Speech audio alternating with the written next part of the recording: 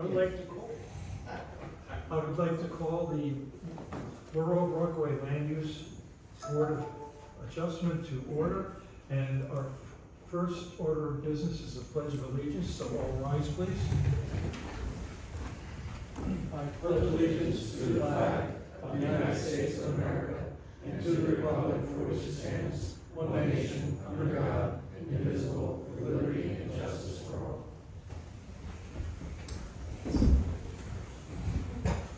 The Land Use Board, the Open Public Meeting Act, Statement of Adequate Notice, I hereby announce and state that adequate notice of this meeting was provided by the Secretary of the Rockaway Borough Land Use Board by the hearing notice dated January 7, 2025, specifying the time, date, and place of this meeting, posting such notice on the bulletin of Borough Hall, filing said notice with the clerk of the county of Morris, and publishing the notice in the Daily Record newspaper. I hereby hand a copy of such notice to the Secretary of the Borough of Rockaway Land Use Board for inclusion in the minutes of this meeting.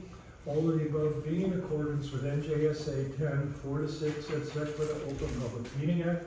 I'm Ken Blair, the chairperson, and I would like everyone to note that in the event that we have to leave this room in a hurry, there is an exit ahead of you to your right or behind you to your left. That the board has decided that no new cases will be heard after 9:30 and no testimony after 10, and that we are recording the meeting. So in the unlikely event that the room gets rowdy, I will have to call an adjournment until we can quiet things down so we get a clean recording of the meeting. And we'll have a roll call, but I can state that due to the nature of the cases being heard, the mayor and council people do not have to be here, so they probably are not here. So we have a roll call, please. Ken Vanborg. Here. Joyce Barma. Here. Ron Hammond. Here. William Buckler. Here. Mark Howard. Here. Barbara Koch. Here. Janet Leonard is absent. Bob Schaefer. Here. Kim Rose. Here. Chairman Blair. Here. So we have a quorum tonight. Thank you all. The first, I will notice that application 112 for Orchard Street, if anyone is here to listen to that case, the applicant has requested that we carry this to our September 24th meeting. So if you're here to listen about Kelly Realty on 4 Orchard Street, please note that that will be at our next meeting on September the 24th, and there won't be any other special announcement to let people know that. So then our first real order of business is resolution, which is LUB 108, 113 Franklin Avenue. We've all received copies of the resolution that was put together for us. So we need a motion before we can discuss it. I'll motion. A motion to accept it. Is there a second? We haven't seconded. Now, is there any discussion on the resolution? I don't see anybody, so may we please have a roll call vote? Ken Vanborg. Yes. Ron Hammond. Yes. Mark Howard. Yes. Barbara Koch. Yes. Kim Rose. Yes. Chairman Blair. Yes. So the resolution carries as written. Thank you very much, Council. Then our next order of business is application LUB 105, which is 311 West Main Street. We have all received the application before the meeting. We've had a chance to review the application, review all the documents that come with the application, and members of the board have had the opportunity to visit the site if they're so inclined. So, Council, we will turn it over to you then, sir. Thank you. Good evening, ladies and gentlemen. My name is Jason Riddy. I'm a partner with the law firm of Einhorn Barbarito. I'm here tonight on behalf of the applicant, Outfront Media LLC. As was stated, the property is located at 311 West Main Street in the borough.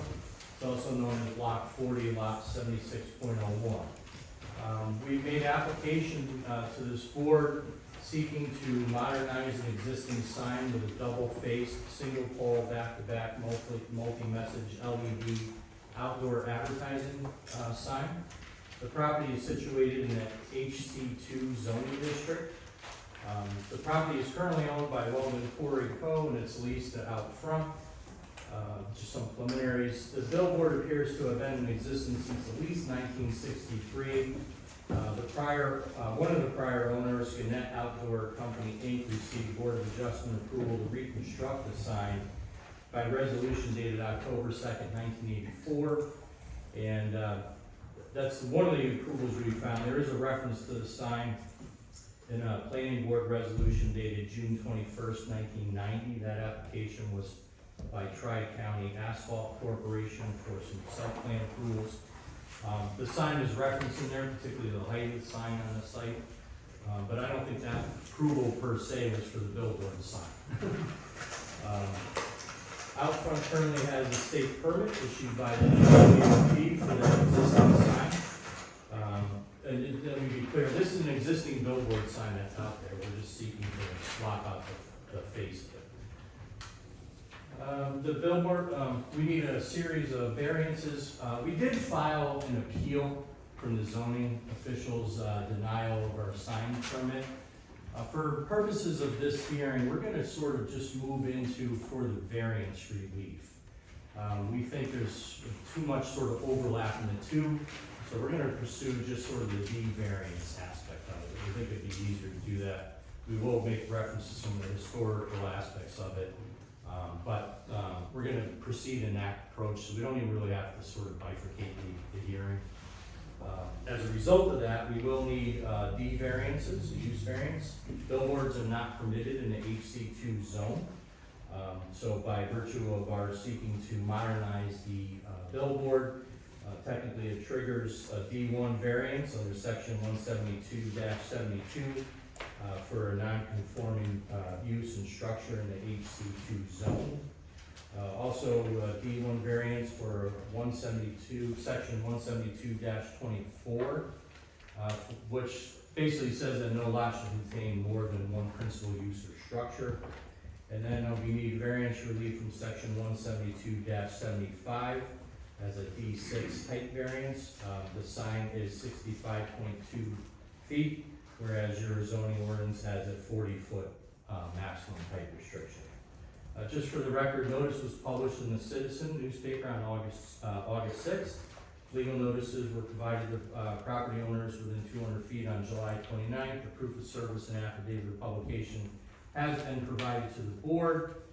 And one last final housekeeping. Although I don't actually have the letter, I do have an email from the Morris County Planning Board. We filed an application with them. They did state that it would be exempt. I just haven't received the exemption letter. I'm sorry, does Morris County Planning Board no interest or what? Yeah, no interest, the exemption letter. We will have 3 witnesses tonight, representative from Outfront Media, our engineer, and a planner. So unless there's any preliminaries, I can dive right in. Do we have your client please rise? Raise your right hand, sir. You solemnly swear or affirm the evidence you're about to give before this board shall be the entire truth. And state your name and spell it for the record, please. Yeah, Sean Cuss, Seancust, and I'm with Outfront Media. Okay, Sean, for the board, give us a brief summary of your, sort of personal background and your experience. Yeah, so I have a degree from Rutgers Business School in Management and Global Business. I've been in the outdoor advertising industry for about 6.5 years, and all of those years have been with Outfront Media. I'm the real estate development representative for the New Jersey market, and I work out of the Fairfield office. In general, I'm tasked with finding locations for new billboards for development, as well as modernizing existing inventory, so turning existing asset from static to digital, which is what we have here tonight. And then for this particular project, I instructed a team of external professionals, so, planner, engineer who you hear from, have the team create documents and exhibits for the initial submission of this application as well as for tonight's hearing.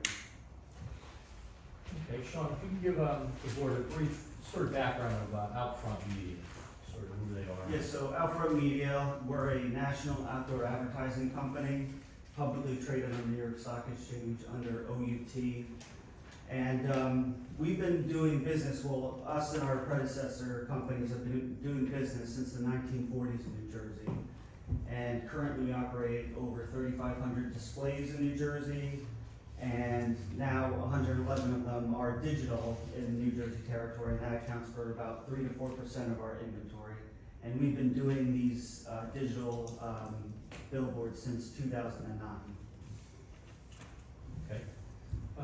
Thank you for that, for the preliminaries. Let's move into sort of the site background if we can. We'll pull up the area.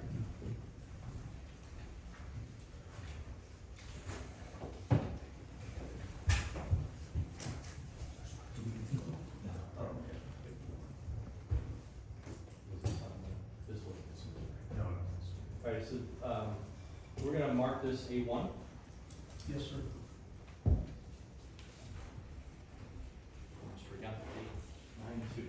And what I marked is this is a sort of aerial depiction of the site that's marked. It says preliminary and final site plans, 500-foot aerial exhibit. And it is dated September 2nd, 2025, and I marked it A1. Okay, Sean, if you can sort of give the board an overview of the site and what we're looking to do here. Yeah, sure. So as you can see on the aerial, I'll just zoom down real quick. Yeah, this is the existing billboard right here. We are on the, we're actually, just to make a correction from earlier, we are the easement holder on site. We don't lease it, we're the holder of the easement, and that's between us and, at the time, it was Tri-County Asphalt. And that easement that dates back to, I think, 1986. So yeah, just in general, you know, as you can see, very commercial, industrial area. In general, you have the asphalt plant to the north, and then you have vacant land to the east, as well as a concrete business, and then an abandoned rail line. And then to the south, you have just various businesses, including retail, you know, commercial storage, and auto dealerships. Yeah, and then as far as, yeah, I guess we could go into like the history. So this sign the existing state of the billboard has been there since about 1986. It's a steel monopole structure with two static faces. 14 by 48 faces. We have, you know, after going through our internal files, it's my understanding that, you know, there had been a sign there on that properties prior to 1965. You know, the records, we started finding paper records starting in 1965 from one of our predecessor companies. They had likely a I-beam structure with wooden panels on it. And now today, around 1986, there's a steel monopole there with metal panels on it with a static face. And then if I could just, yeah, since I kind of talked about the history, just to go into the history in general of billboards, ads were originally painted on walls, and then from there, they were painted on wooden panels, which were, you know, put up onto the sign. Likely the prior structure had that on the I-beams. That evolved from painting to printing paper and gluing it on, rolling it on, and over time, you know, with computers and printing abilities, you know, they can print them on a big vinyl and strap them on the front of the face of the sign. For a little period of time, there was a copy change technology, which was called Tri-Vision, and those were triangular panels that manually flipped. They had 3 ads on them and they rotated, kind of like pre-LED what we have today. And that's what we're proposing. We're proposing 2 14 by 48 LED panels on there. You know, lot suitability, you know, we have an existing asset there. It's very near, it's very close to Route 46, a highway corridor with the traveling public. That's our intended audience, is the traveling public.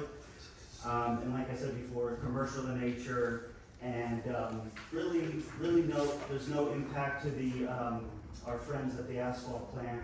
We have a good relationship with them. It doesn't interfere with their operations at all. Okay. I mentioned it in my opening, but Outfront Media does have an NJDOT permit. That's correct. I would like to mark another exhibit. Mark this one as A2, today's date. What I'll do is I'll hand these out. Well, I hand this out, you just identify what that is. And then if you can for the board while I'm doing that, just explain the permitting process with DOT.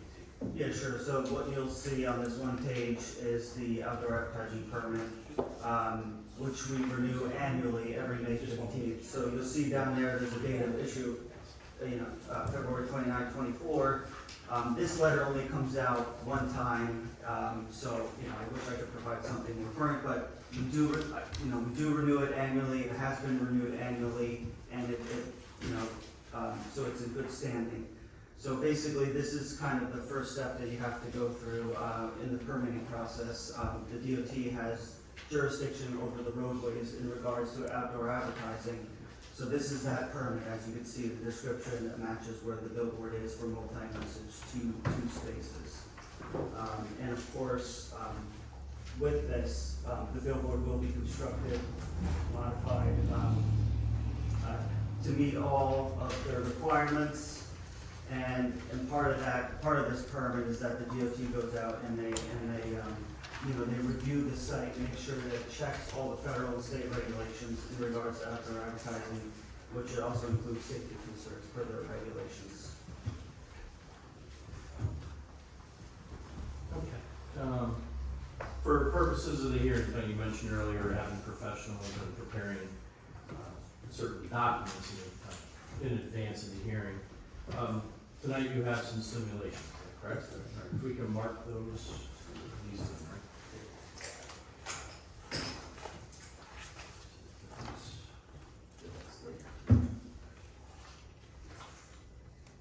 So this is going to be Exhibit A3.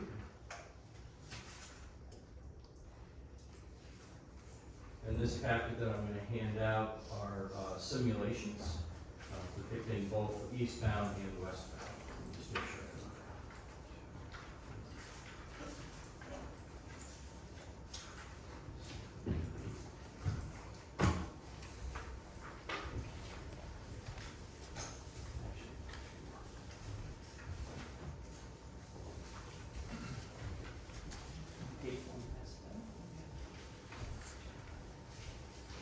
I think we'll wait just 1 second until these get handed out. So we can follow along.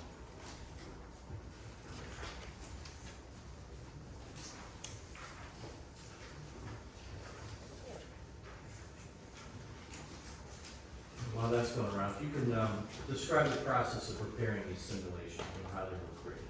Yeah, so what we like to do is get the whole team out there on a nice day and meet at the site, take photos, discuss things, and get everyone there to see it. So that was conducted on August 13th of this year. The photos were taken by our engineer at Gladstone Design, and we had Liam Tomlinson from his business create the simulations. Just going through here onto the second page, what we do. This is a little different because this is an existing sign and we're not changing the height and location. But if this were another location, we typically put up a bucket truck with a panel and it kind of shows where it is, at least the nose of the sign, and then we can kind of simulate what it would look like from there, all to scale.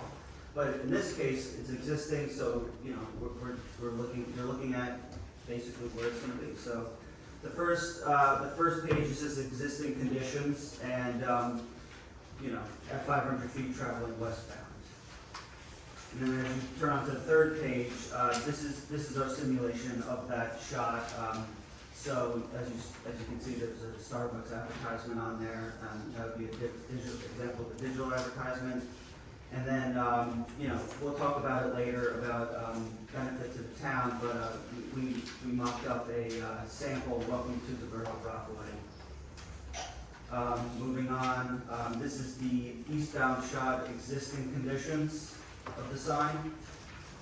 And then moving on, we have an advertisement up there, a simulation of what that would look like. And then lastly, the borough copy showing on the side.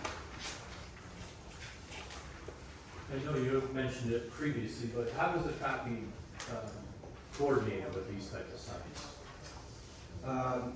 Sorry, what do you mean by that? The media that goes on here, how does it function? Oh, got it. Yeah, so with the LED technology, how we change the copy, that is done remotely over a secure encrypted wireless connection. That copy changes every 8 seconds instantaneously, so you're not going to see any change, transition, flashing, or moving. It's instantaneous under a second. What's great about this is, we can do everything over on the computer through the connection. So really, there's a minimal maintenance of going to the sign, 4 times a year at most, just to check the hardware. And they compress the back. They use an air compressor to clean out the back of the sign, make sure it's cool and right, there's no debris. And then, in addition to the sign being monitored, the sign is monitored by camera. So that's, checked by someone twice a day from our team, as well as there's, I guess you could call it like an AI system built in where it will notice any abnormalities on the screen if it is not working properly, and we're notified immediately through that. So, yeah, like I was saying, like the technology, there's a lot of benefits to it. Instead of having a crew go up there, it's on average once a month, climbing up the structure and changing the copy, and that can take up to an hour. Now we're just changing it remotely, and it's safe and easy that way. And then the advertisers, they benefit from it as well. So instead of having advertisement up there for a whole month, for example, we like to use the example, a restaurant or a diner in town could put up a breakfast special in the morning, and then if they wanted to, they could put up a dinner special in the evening. So it's great in that regard. You can change the message based on the time of day and conditions to weather conditions if that applies to your business. Like I said, it changes every 8 seconds. There's no video scrolling or animation, and yes, the maintenance is minimal now. And then another benefit is to the general public, which I'll go into next. Another exhibit? See that?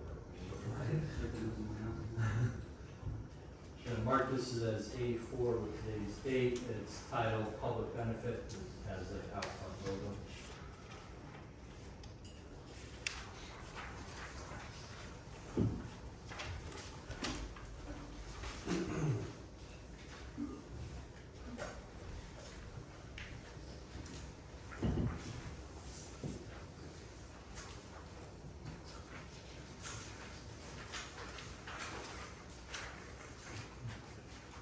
As that's working its way around, why don't you describe for the board what it is I actually just passed out? Yeah, so the public benefit portion of these billboard signs, Protocol A, which we refer to it internally as Protocol A, but yeah,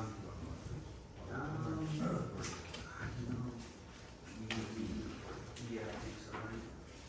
Yeah, we're gonna mark, we can make this one exhibit A5, make that A5A.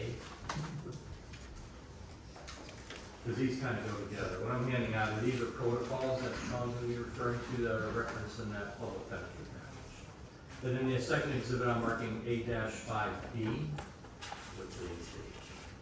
And these are titled Local Emergency Service LED Multi-Message Sign Protocol A, and then Local Municipal Use LED Multi-Message Sign Protocol B. So we can kind of tackle them all in the shop.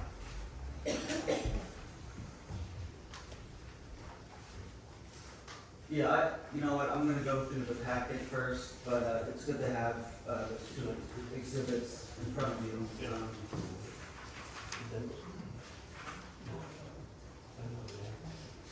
So yeah, as we flip through the packet, Protocol A, as I said, is referring to our emergency messaging. So some examples you'll see on these signs is, a missing person, that's at the federal level.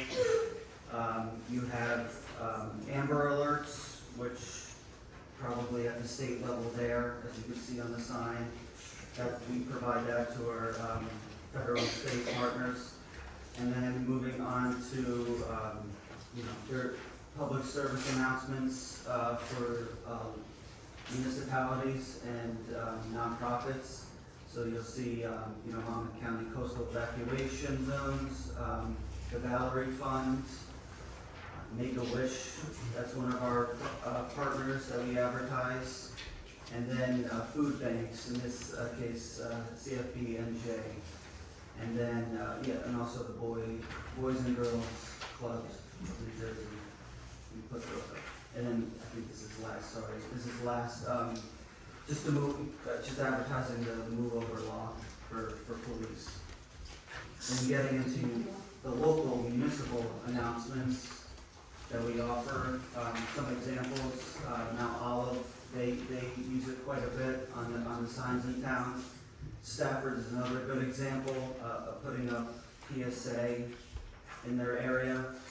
And then you can see, I'm sure you passed the Denville sign on Route 46. They utilize it quite a bit, promoting mostly downtown and just commerce in general.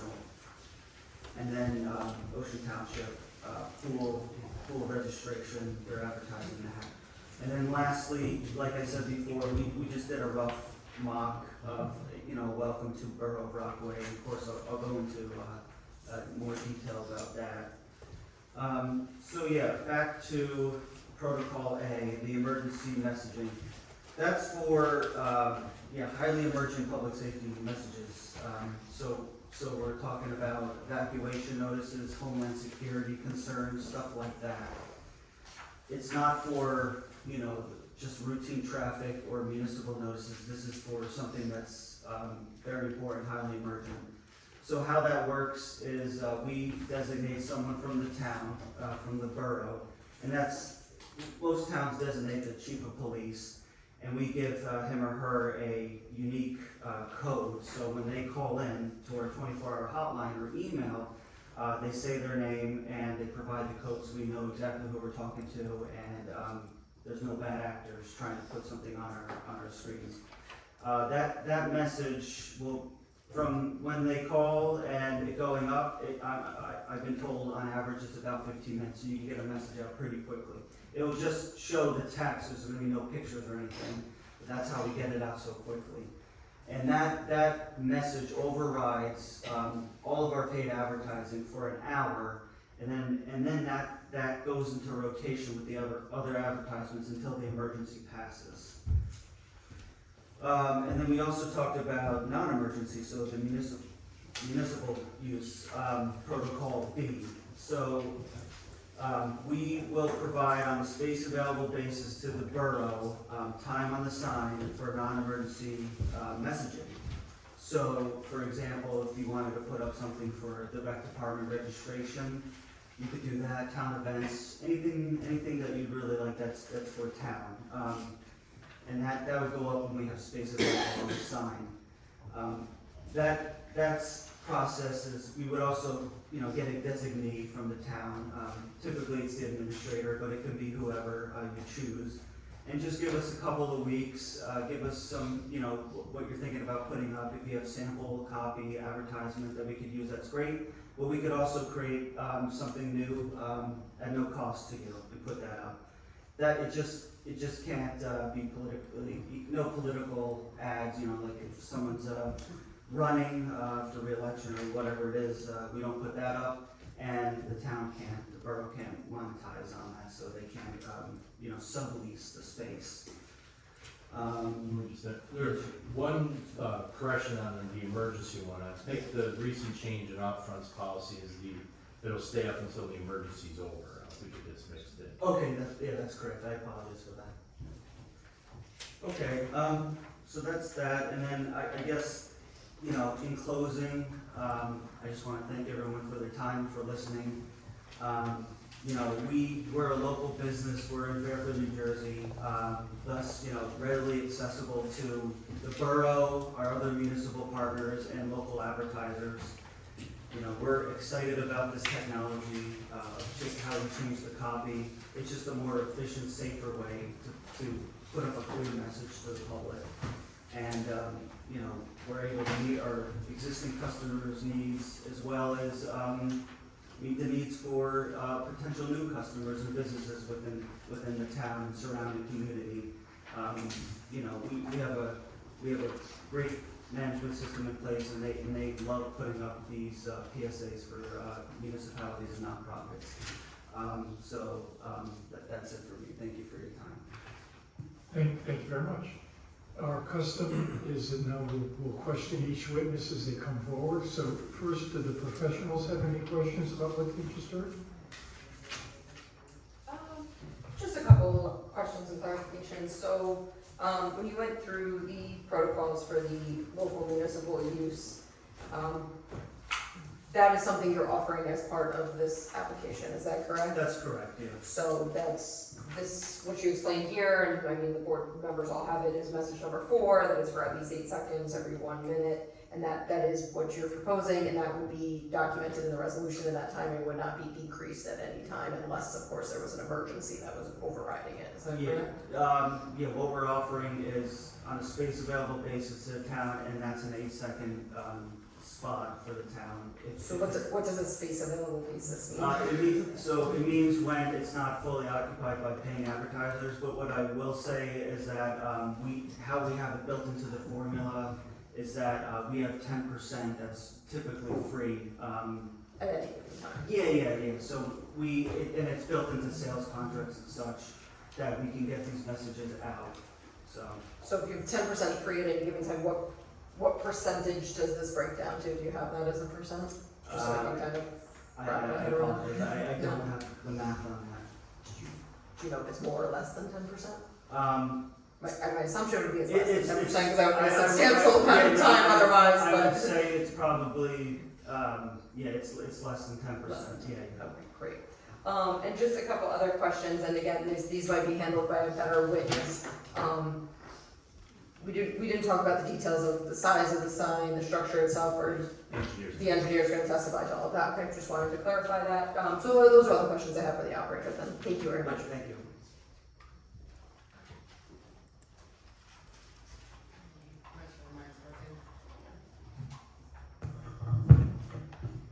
I just want to make sure if we had to memorialize any condition of approval about this public benefit give back. So is it that out front would offer an 8-second spot once a minute, and then you said some more in there if it's about availability? I just want to make that clear, Yes, because it sounds like maybe part of the testimony is this is an upgrade, and what you have today is a static sign that the sign doesn't give that benefit today. Yeah, so the spots are 8 seconds, so if it's available, you would get that. There's 8 spots on a sign, you would get one of those spots if it were available. And, we have 2 panels there, so there's 16 spots. Mhm. And likely there will be space, like I said, under 10%, but it's there. And then, of course, in the beginning, when maybe it's not as occupied, or certain parts of the year, we might have a lot of occupancy, and the town could utilize even more. So it just depends what's being occupied or unoccupied.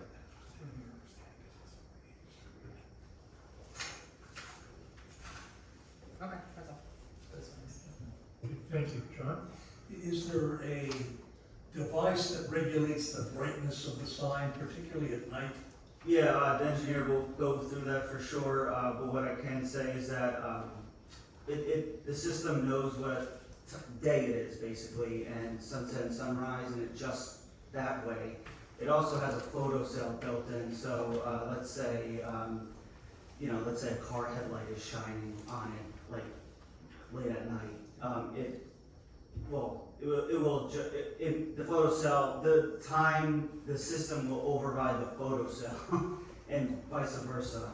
So The brightness is regulated, yes. If you've traveled Route 84 near Hartford, there's some electronic billboards there that are, in my opinion, kind of jarring with their brightness. And I just want to make sure that, since this is significant size, it's not going to distract the drivers in their automobiles. Yeah, I mean, the engineer's gonna go over lighting, so I think maybe he would be able to address that, yeah. Will any of the images be moving images? No moving images. That's all I have. Thank you. Do any members of the board have any questions for this witness? Questions, yes. I have a question. You talked about with the public emergency, you know, the police chief perhaps or the town administrator has a special code if they want a message put up, and that's great. I would like to know what kind of quality control you have in place for paying advertisers. Just, you know, I know things get hacked and whatever, that inappropriate material doesn't get accidentally posted on the billboard. Oh, you're talking about more so of hacking. Yeah, so to my knowledge, in this market, there haven't been any hackings. This system is, like I said, wireless, encrypted, secure, so there haven't been any breaches that way. And as far as on-site, you can't break into the hardware, the cabinet.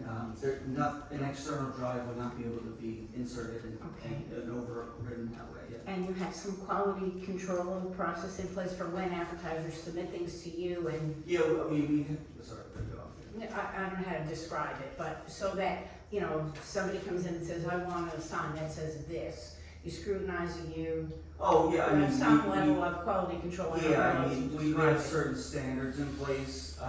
We won't advertise certain things, and we have a legal committee that, like, if it has to rise to that level, we have a legal committee that will view the advertisement. Yeah, so we have things in place Okay, for thank that. you. Yeah, thank you. You know, I'm just guessing it's probably the same quality control you have over the vinyl advertisement that's up now. That's correct. Any other questions from the board members? Okay, I'd like to open the meeting to the public now. This is a time where the public can ask questions about what they've just heard. So if there's anyone from the public who would like to question what they've heard, we need to have your name and where you live, please.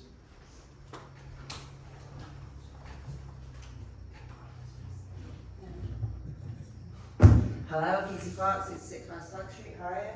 A quick question about the billboard. I know it says in the planning report here that appears to have been there since 1963. I'm guessing Outfront Media hasn't had it that long.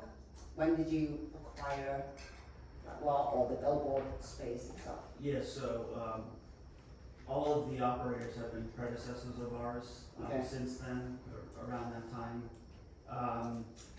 And then it was originally owned by one of those operators, and around 1986, it was sold off, and then an easement was carved out. And that's how it stands today. Okay, thank you. And then I have a question about the contracts that you have for the municipality and the police departments and whatnot. So is that pretty standard across all of the billboards that you have in various towns? So like in Denver, you have that in place with them as well, that the town can just email you with the stuff? These protocols are, these are standard protocols that are handed out to all the municipal partners, where there are LED screens, Okay. signs, yeah. So have you been in touch with the municipality so far about this one? Assuming that this billboard is approved and the variances are granted, have you been in touch with In the touch town? with the borough Yeah. of Rockaway? No. No, okay. Is that something, when do you normally do that? That would happen, later down the road if this were to get approved. Okay. Quite a nice value add, I suppose. Okay, and then you showed me stuff here about public benefit, but I want to ask about your paid advertisers. So are there any limitations or restrictions on that sort of messaging? 'Cause you mentioned with the municipality, obviously they can't do anything political. Yeah, there are political ads that do go up, but from what I've seen, and we have internal things in place, there's no mudslinging and stuff like that. Okay. That's where you're going with that. No, just asking whether political ads will be featured on there, because it's in a pretty prominent position, it's a very busy through road for a lot of people in this area. So, yeah, I think that's it, thank you. Okay, thank you. Thank you very much. Anyone else from the public? Seeing none, we close the meeting to the public. And council, back to you. Thank you. Thank you very much for your testimony.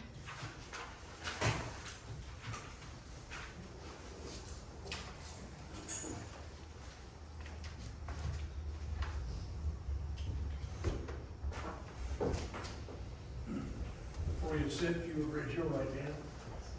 You solemnly swear the evidence you're about to give before this board is the entire truth? Yes, I do. Thank you. Your name, please. Yes, my name is Robert Moscheller. It's spelled Moschello. I'm a licensed professional engineer in the state of New Jersey. My business address is 265 Main Street, Gladstone, New Jersey, 07934. Okay, Robert, for the board, if you can give them the benefit of your background, your education, and your experience. Sure. Yes, I have not appeared before the borough before, so I just wanted to put my experience out there for you. As I just mentioned, I'm a licensed professional engineer in the state of New Jersey. I received my BS in civil engineering from NJIT in 1998. I received my licensure in 2004. I've appeared before over 100 boards within the state of New Jersey as an expert in the field of civil engineering. I've worked on about 3 or 4 billboard applications with Outfront now, and I've been involved in numerous residential and commercial projects throughout the state. Thank you. We're happy to accept you as an expert in your field. Thank you, Mr. Chairman. Okay, Rob, prior to tonight's hearing, what have you reviewed in preparation for this application to prepare yourself? Yes, so my office prepared the site plans that were submitted to the board this evening. We also were part of the site walk that occurred that Mr. Cuss referred to a little while ago, and we took the imagery photos that you see in the exhibit that was presented for the 500-foot views for both the eastbound and westbound lanes of Route 46. So with that being said, what I'd like to do is actually start off with exhibit A1 that was presented to the board, just to kind of go into some of the specifics about the property location. I know Mr. Cuss talked about this briefly, but I do want to just touch on this for the record. So this is exhibit A1. It is the site aerial exhibit that we have here up on the screen, up on the board actually. It's actually entitled 500-foot aerial exhibit. And so this just shows basically the outline of the existing property, which is block 40, lot 76.01. It's outlined in yellow here on the plan. It's approximately 7.79 acres. And it's actually located in, actually has 2 zones across the property. The GLI zone is on the, I'll say the northern portion of the property, with north being up on the plan, which represents basically the asphalt plant and its operations. And then there's this small portion which is contained within your HC2 highway commercial 2 zone, which is where the billboard is located. The billboard is shown right here as this yellow sliver on the plan, which is the location of the billboard itself. We also, this shows basically a 500-foot circle just showing the area around the billboard for reference purposes. And we're also located, the billboard itself is also located in your RRC overlay zone, which is the Rockaway River Rockaway River Corridor overlay zone, and that's this outline in orange on the plan here. The billboard is within that overlay zone. The Rockaway River itself is going in a north-south direction here on the plan, with its flow going towards the north. Route 46 is the east-west main highway here shown on the map. You also have the Volkswagen dealership to the west, and then you have wooded areas to the east, and then you have the concrete plant off to the northeast over here as well. So we're going to move on to the second exhibit, and I believe we're up to A6. A6.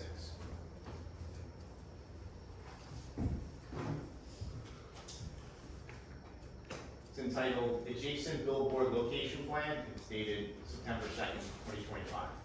Oh, I know there was I think there was a comment or two in one of the review letters about the locations of the other existing billboards in relation to this existing billboard. So again, same orientation, north being up on the plan, Route 46 going in that east-west direction across the plan. Here's the existing billboard on the lot 76.01 property.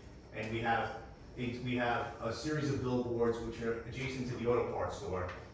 To the east of this existing billboard, it's about 919 feet from the existing billboard to those existing billboards by the auto parts store.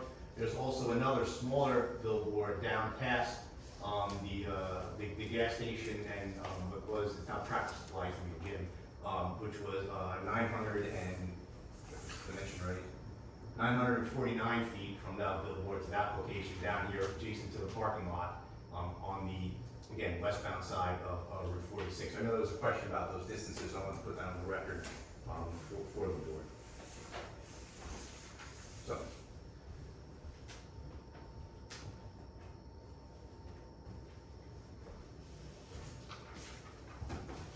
The next exhibit I have is going to be A7 for the record. It's entitled Site Plan Exhibit, dated September 2nd, 2025. This is basically a colored-in version of sheet 2 of the site plan set that was submitted as part of the application. And we'll use this to kind of describe some of the features of the existing and proposed billboard and some of the information there as well as this the site itself. So 46 is on the bottom of the page here. The north is actually straight up, so west and then east. Here is the existing billboard location where we're going to be, of course, modernizing it with the digital billboard. To get some specifics on the sign itself, the existing billboard, as mentioned previously, is approximately 14 feet wide, 14 feet high by 48 feet wide, approximately 672 square foot in size. The new digital billboard will be slightly smaller, approximately 13.7 feet by 47.3 feet. That comes out to about 645 square feet in size. So it's being slightly reduced going from the static billboard to the digital billboard. Also too, if you notice out there, there's catwalks on the existing billboard that's there now to be able to access the sign itself to replace the copy that's on there. There's actually floodlights as well that's on that billboard. Those catwalks and floodlights will be removed.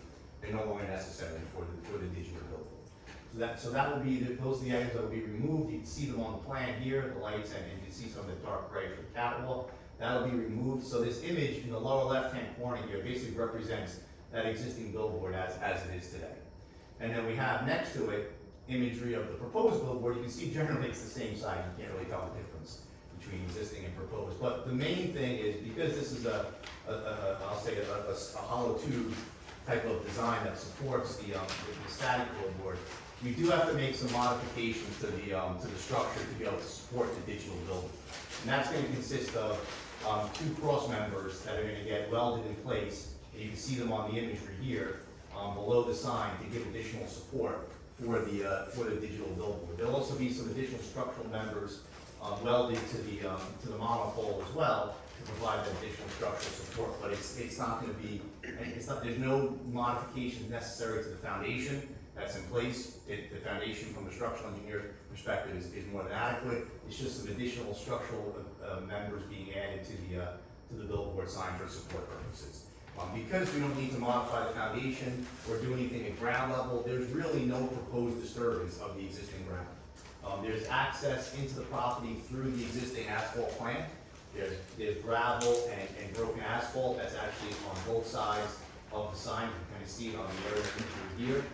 So there's adequate access to get there. So there's no reason to add additional impervious coverage for the ability to replace the static sign with a digital sign. Therefore, there should be no need for any DEP permits because we're not disturbing the ground. We're just accessing what's there now through the ground, through the gravel and broken asphalt that exists today. There's no soil disturbance, so there's no need for any SCD permit either from Morris County Soil Conservation District. And as was mentioned, we're just waiting for a letter from Morris County Planning Board, basically saying that it's exempt from their review. I know there were some questions in the engineer's review letter about third-party approvals. We already provided the DOT permit, and we don't feel that any DEP permitting here is necessary based on the fact that we're not disturbing any ground. And since we're not adding any impervious surface, there's no impact on any stormwater runoff either. There is an existing overhead power source that feeds the sign. It comes off of Route 46. You can see here on the plan, we're going to continue to utilize that power to feed the digital sign. So there's no underground conduit being installed or anything along those lines for power purposes. As far as the height of the billboard goes, the existing billboard sign was 65.2 feet from grade, and this sign will be the same height proposed, 65.2 feet. So there's no proposed change to the height of the billboard. I mentioned there's no additional lot coverage being proposed, so we're not changing the existing lot coverage on the property as well. That's remaining unchanged. So, well, the next exhibit that I have will be A8 for the record. And this one's actually dated June 12, 2025, but I'll mark on here 9/2/25 for the record. This is actually the lighting exhibit that we submitted to the board. And I mentioned it was dated June 12, 2025, so this was already previously submitted. I'm just gonna mark it as A for the record, but it was previously submitted already to the board. So I know there was some questions about lighting and how the lighting is gonna function here, or lighting impacts, if you will. So what we show here on the plan, again, Route 46, here on the bottom of the plan, north being up, the billboard shown here in gray. We have two, I'll call them blue circles, if you will, coming off of the billboard.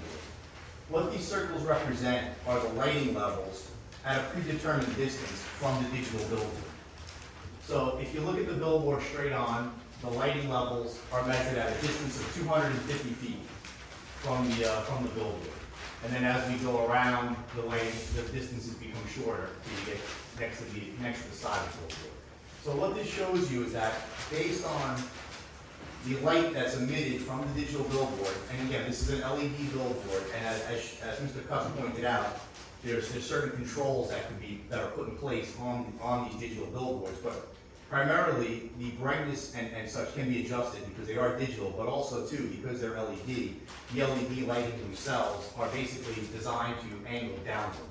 It's not designed to project light over a long distance. It's designed to project any light downward, but you'll be able to see the image across a long distance. So if you're 500 feet, 1,000 feet, you'll be able to see the image, but that light itself is actually directed downward, almost like a light bulb, if you will, directing the light. So what these blue lines show you are the foot candle levels for basically a 0.3 foot candle.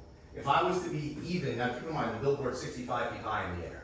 If I was to be even with that billboard, eye height wise, okay, if I'm standing in the air and I'm even with that billboard, I would be measuring 0.3 foot candles at 250 feet away from the billboard, which is basically right in the parking lot area of the Volkswagen dealership.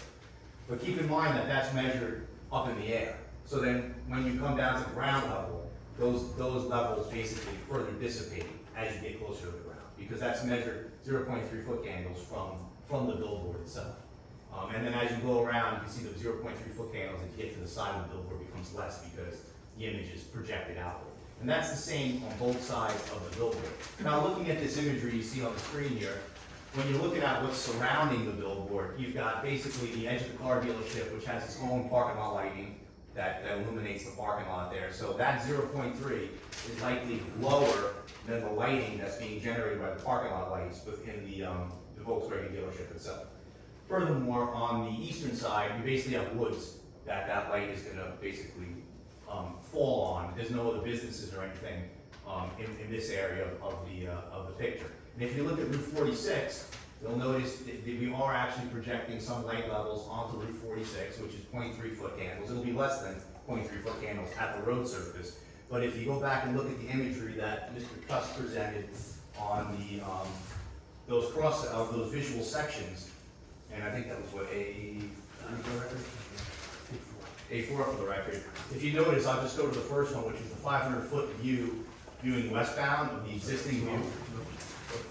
A3, I'm sorry. You'll notice there's 25-foot tall, I'm estimating about 25-foot tall NJDOT style floodlights that illuminate Route 46. So those lights are going to throw more lighting levels on the ground than the billboard is going to throw, because those lights are going to be brighter than the billboard itself in that area. And as Mr. Cuff pointed out, it does have some dimming functionality. It can adjust based on daytime, nighttime levels. They have some ability to make some adjustments as well. And I know there was a comment in one of the review letters about if the billboard is approved and operational, they can make some adjustments to it if need be, in terms of lighting levels, if there's a concern. But again, based on its location, based on what's around it, We don't really see an impact to the roadway or the surrounding environs. Then lastly, I believe that covers all of my direct testimony. Thank you very much. Again, professionals, questions for what you just heard? So, wait a second, Ken. Professionals first. I'm gonna limit just to one, I think that was covered a lot, and that's really just about any kind of maintenance long term, if like light bulbs get burnt out, and I've seen a lot of billboards where you've seen the signs where it's like half burnt out sometimes, and what's like kind of a long-term maintenance plan with this? Well, typically, as Mr. Cuss pointed out, about 4 times a year they'll come out to do typical routine maintenance on it. But if there's an issue where portions of the billboard were to, let's say, stop working, they're going to come out and repair that right away because that takes away from their ability to have advertisers paying for those advertisements. And you'll notice if you've driven by them, you might see coming off the billboard, you might see like maybe a 5 or 10 foot long rod with a little camera on the end of it. That's what they use to actually look at the billboard and be able to see if it's functioning or not properly. So they'll use that to determine if there's an issue and they're going to come out and repair it relatively quickly. Okay. And you talk very fast, so I'm sorry if I missed this. But did you go over hours? I know that your operator talked about the smart technology that knows to dim and light up when it's certain daylight, but I guess this thing on at 2 in the morning? It's on 24/7. 20%. Yes. Is that, in other towns you've been in front of with a similar application, have there ever been discussions about limiting hours of, No, I've never to been your asked. knowledge, other towns Yeah. will it go? At least the ones I've done, they have not made any discussion about turning it off at a certain time, turning it back on. Okay. Alright, that's all. Right, I got a couple questions. Father Nicole has said that you do talk fast, but that's okay. So I just want to make sure we went through all of this. We talked about the maintenance. How do you get to the billboard? Looking at these exhibits, the public, the board, it looks like you're in the middle of the woods. So how do you actually get to this billboard? Is there a route to get there? There Do you is. need to improve a route to get there, et cetera? Now, I'll go back to, for 1 second, just to point it out more clearly for everyone. I'm gonna go back to exhibit A, this was A1 for the record. So the access to the property is off of Nichols Drive. You come down here, you've got the asphalt plant here, there's some gate, it's not really gated, but there's signage and everything there, so motor and public should be done there, but there's signage for restricted access for basically the asphalt plant itself. When you drive through here and you come around the back side of the plant, and there's a gravel and partially paved roadway that gets you to the billboard location itself. And you actually have access on this side of it, and you have access on both the east and west side of it. So when we were talking about the constructability of it, the idea was to utilize those ground areas with lifts to be able to take care of that. They'll use a crane too for doing the initial replacement and install of it. And what's there today as far as the existing gravel, broken asphalt access road is adequate for this large equipment that you're going to need over there? Yes, it's flat and it's adequate for that equipment. Okay. And your easement for the billboard also includes the easement to get to this area? Yes. Okay, great. One of the reasons for the board, one of the reasons I'm concerned about the access is because this property is located in a regulated area. We are close to the Rockaway River here, we're in the Rockaway River overlay, we have wetlands in the area. Because there's little to no ground disturbance, this is in that category that's not going to be regulated. So we just want to make sure that we're, covered as far as not exceeding anything, not disturbing any wetlands, transition areas, flood hazard areas, anything like that. And I believe that the applicant did submit a memo kind of going through the regulated areas, and that basically this project was exempt because it didn't meet any requirements. There was testimony that the existing footing is going to remain as is. As part of your application package for construction permits, I would assume you'd be submitting signed seal, stability calculations, everything on the footing, the bracing, everything like that to cover the design, and that the footing is adequate as is. Yes, that will come from our structural engineer for the filing of the building permits, if the board approves the application. Yeah, absolutely. Okay, that's great. You spoke about the electrical provision, so there is no intention to reroute those underground. I know that's something that we commonly see, especially with newer enhanced construction to put things underground. In this case, that would probably kick you into DEP territory just for a simple underground electrical conduit. So it is the intention to not to keep that above ground, and that's your only source of electricity. That would be more disturbance than the whole project It would itself. be, or it would conduit, be. yes. So your intention is to keep it above ground, so if that one line went down, you would have no power, is that correct? That is correct, yes. Have to be You know, repaired. and that's on your maintenance and ownership in order to deal with that. We talked about a lot of these comments, so I'm just skipping through some of my notes in my report. So no, at this point, other than the DOT, there are no other outside agencies that would have jurisdiction or need permits for this project, is that your testimony? That is correct. We received, we'll get the county exemption. Yeah. SCD, we could file a letter with them just to say there's no Same disturbance. exemption, Yeah, if that would be it, yes. Okay. Those are all my questions at this time, thank you very much. Thank you. I'd like to follow up a little bit on Golden's question. She asked about the hours. The current billboard is illuminated all night long, correct? Did you, not sure? Yeah, it shuts off at 12 a.m. and then obviously, Okay. so I'm sorry, when does it relight? it's shut off from 12 a.m. to sunrise. Okay. And how would the number of lumens from the current floodlights compare to the LED light? Is there any way to compare it? No? It's a different type of light because those floodlights are shining on the billboard. And then And reflect it off? and then it reflects off whatever copy's on there, so the color of the copy's gonna have reflectivity with the light. This is different where the light is being, Generated. emanated away, but there's, I'll say, hoods on these little LEDs that direct that glare downward as opposed to outward. You don't want to have glare going outward because that would be a problem for people in the distance and for people driving on the highway as well. Right. Thank you very much. Any members of the board questions? Mr. Van Horst, you have one? Yes,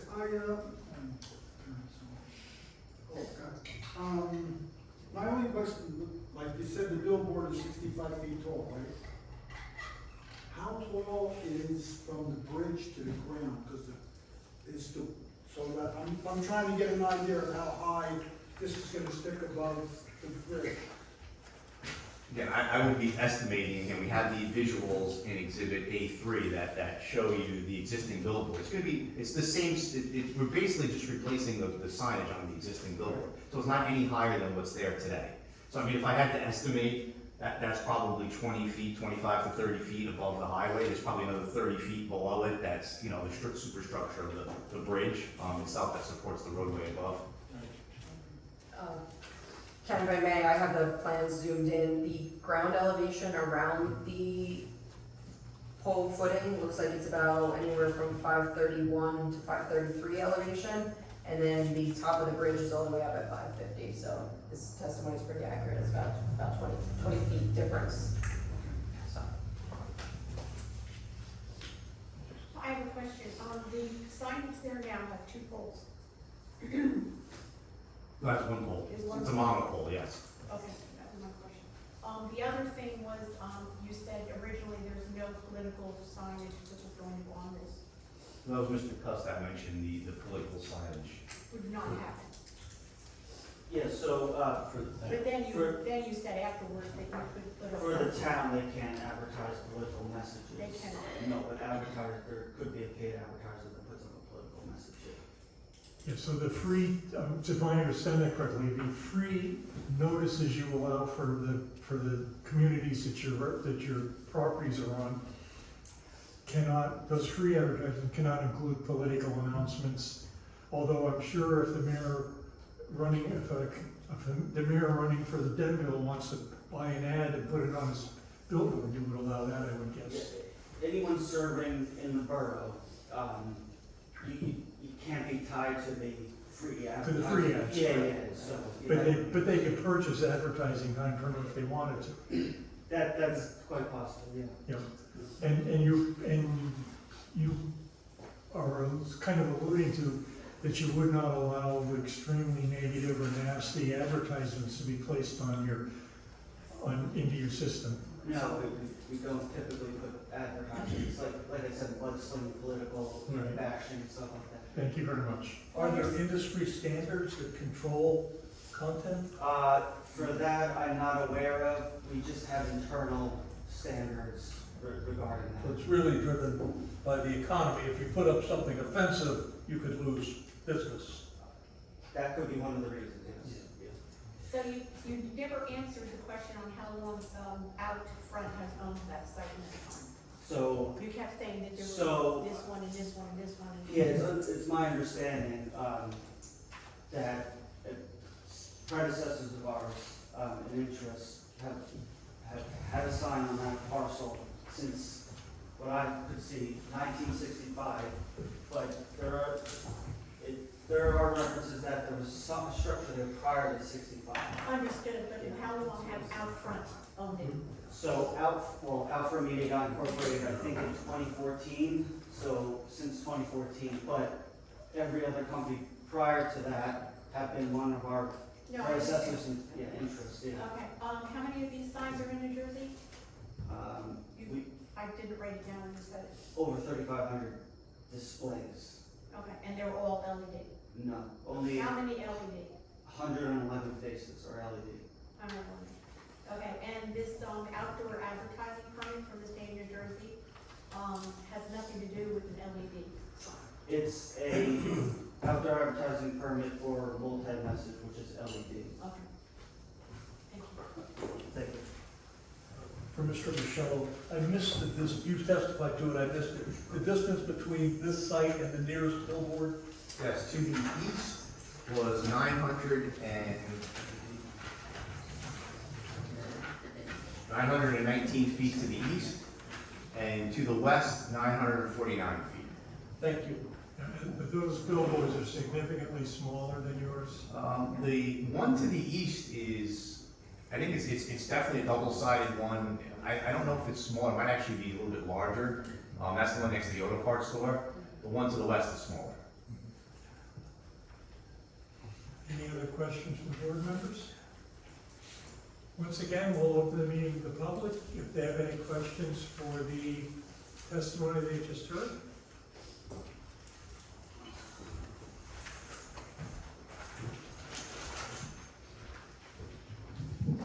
Hello, Casey Clark, again, 66 West Back Street, how are you? So you mentioned the current sign and the floodlights.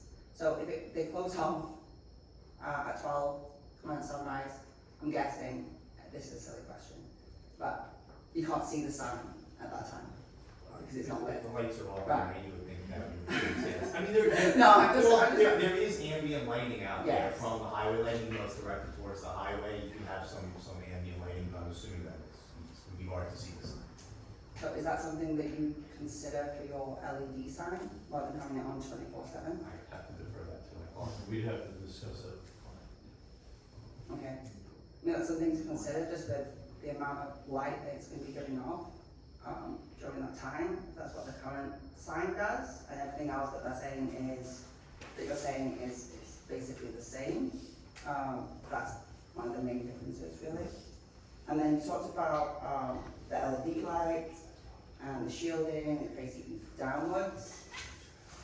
I guess looking from the sign, is there anything on the top of the sign right now or is it just the way that the lights angle anyway on the screen? No, there's nothing on the top. On the top, like, is there any extra cover or shielding that needs to go on that to stop any?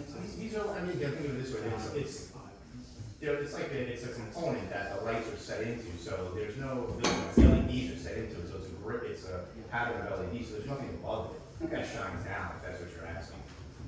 I guess I'm just asking how much light's going into the sky. Very little, because all the LEDs have little hoods on them. This is a whole little picture, but these LEDs are tiny.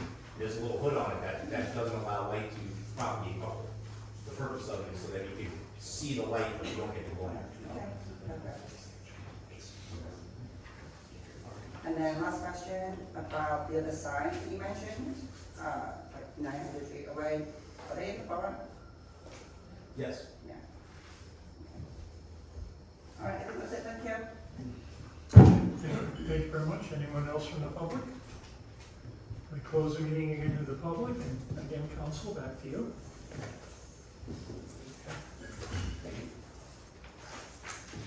No, thank you for your testimony.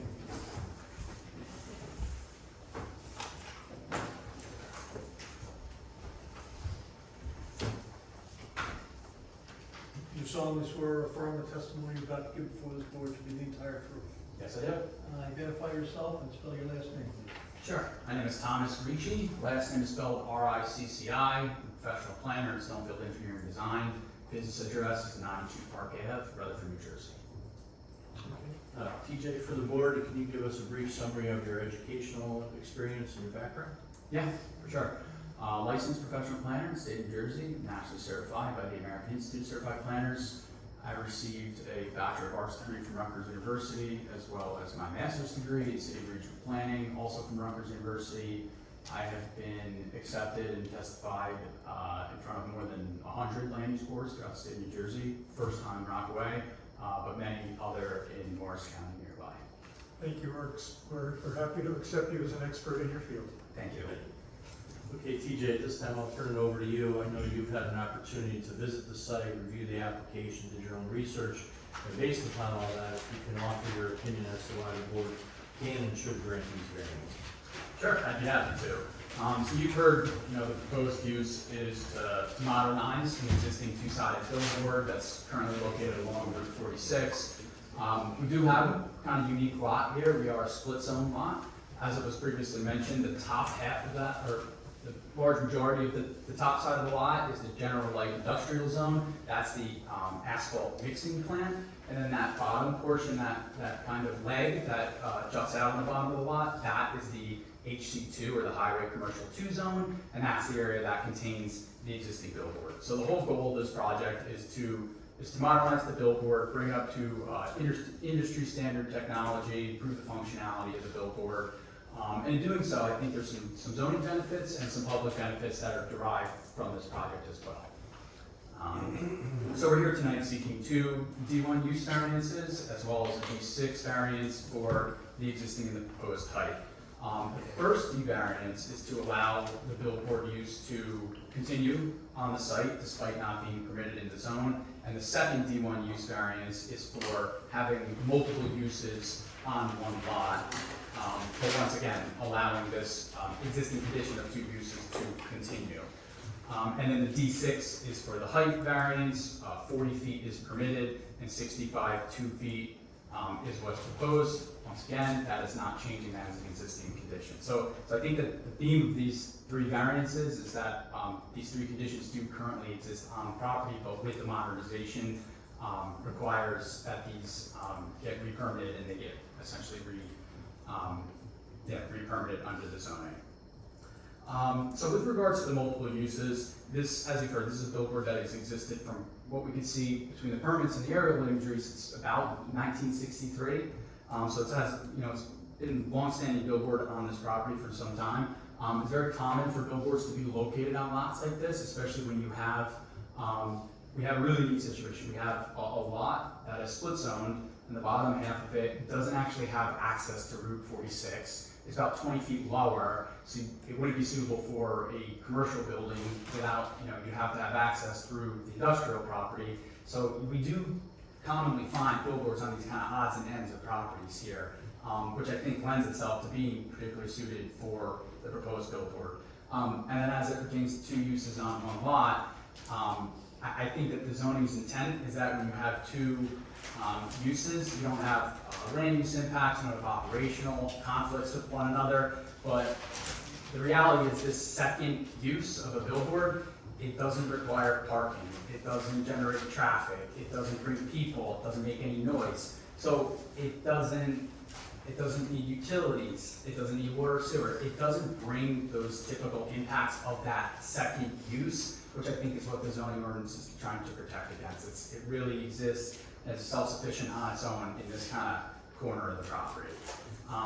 So I definitely think that the use can continue on the property. I think there's, once again, it's particularly suited for the proposed use.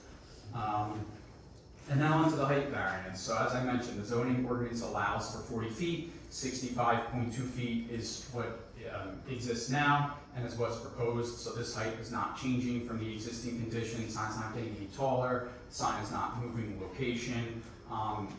As Mr. Michello, our engineer, had mentioned, it's actually sitting about 20 feet or so under that, under Route 46. So really the height that exists now was intended to boost it up so people can see it from the highway, which is the whole purpose of the billboards being visible to the motorists.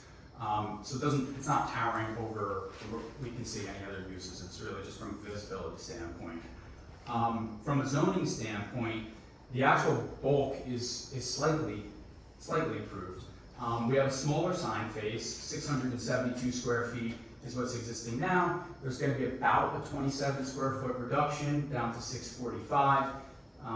And then with regards to the setbacks, the removal of the catwalks technically make the setbacks of the existing billboard a little bit better. Front setback is improved by about 8.1 feet, side is improved by about 2.2 feet, and the rear is improved by 6.7 feet. So, like I said, it's not much, but there's no exacerbation of the existing sign face or the setbacks with regards to the zoning. So I would say for these reasons, the fact that the billboard, the height already exists, the bulk is being made slightly better, the sign face is slightly smaller, and there's no residential properties in the immediate vicinity, it's my opinion that this project poses no substantial impact to the public good. So that's really the variances and the potential impacts. Now I'll get kind of briefly into the special reasons or public benefits that was already discussed.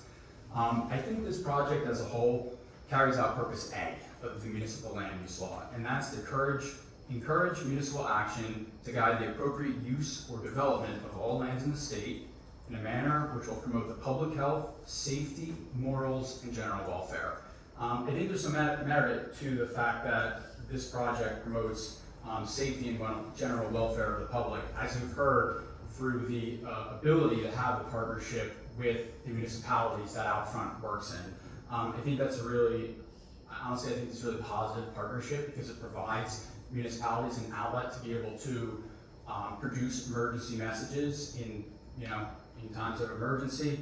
And then I think the second piece of it is that they can advertise borough events, things like community events happening in the town. What we've seen in some towns is promoting shopping and dining in the downtown.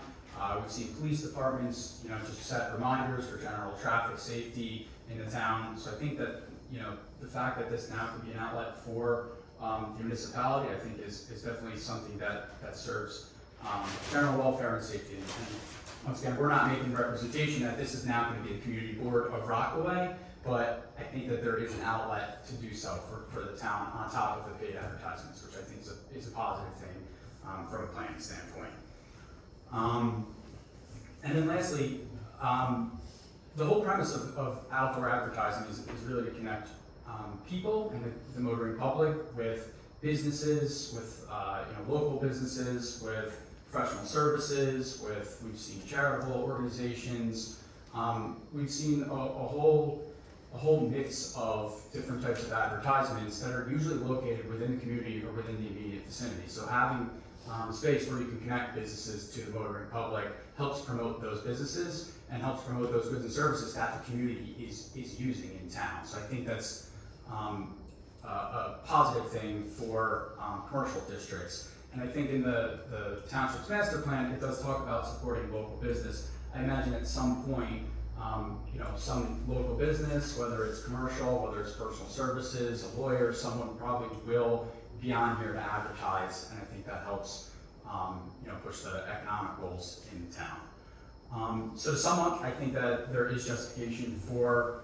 all the D variances. As I mentioned, I think the use is suitable, given that the billboard already exists, the shape and the configuration of this existing lot. I think that the property can accommodate the height, given the fact that it's much lower than the Route 46 highway, and also the fact that there's no increase over what's proposed, it's simply just refacing it. And I think that there's a public benefits and a general welfare standpoint. I think there's public benefits that are derived from this, particularly with the the community announcements and potential for emergency announcements. So I think there are sufficient reasons to grant the D variances. I don't think that this poses a substantial impact to the public good. I think it does the opposite. I think it's, zoning is made slightly better, and now we have the benefit of the public messaging. So I see this as a positive step for billboard application from a municipal standpoint. Thank you. Thank you. Again, professionals, questions? None for me. Generally none, just, I just wanted to hear you say it in testimony, there's no residential being impacted by this? Correct. That's usually the big negative. That always is the big one. There's no residences in the immediate vicinity of this area.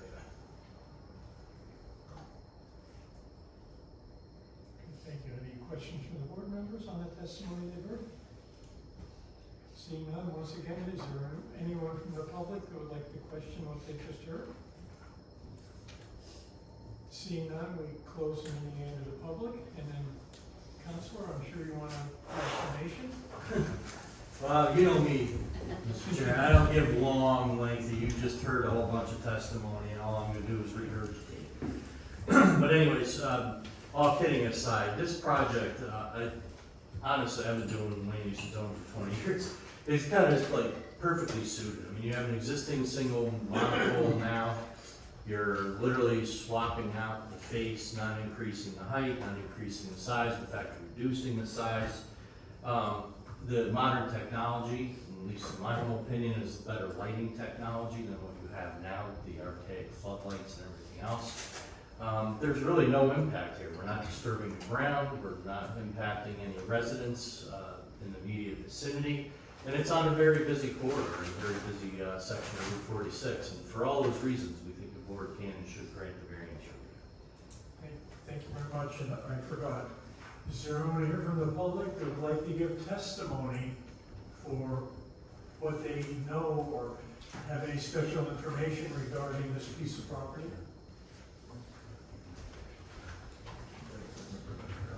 Yes, ma'am, we need to swear you in now. You solemnly swear or affirm that the evidence you're about to give before this board shall be the entire truth? Thank you. I already mentioned a few things in my questions on the testimony. I want to reiterate a couple of points in the planning report and whatnot about the board retaining the right to require the applicant to modify the intensity of the billboard. I know that they said it wouldn't be a problem, but I think that is something that the board should consider putting into the application. Just if you get, once it goes up and you get complaint, and the town gets complaints, there needs to be a mechanism for the zoning officer or whoever to sort of follow through on that.